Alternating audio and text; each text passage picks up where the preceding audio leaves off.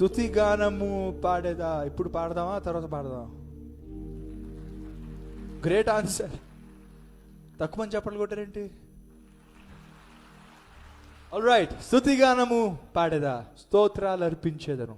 చెప్పలు కొడుతూ అందరం కలిసి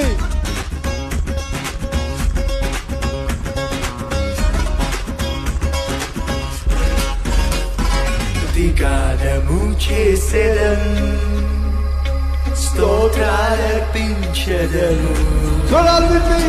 స్తుతి గానము చేసేదం, స్తోత్రాలర్పించెదను.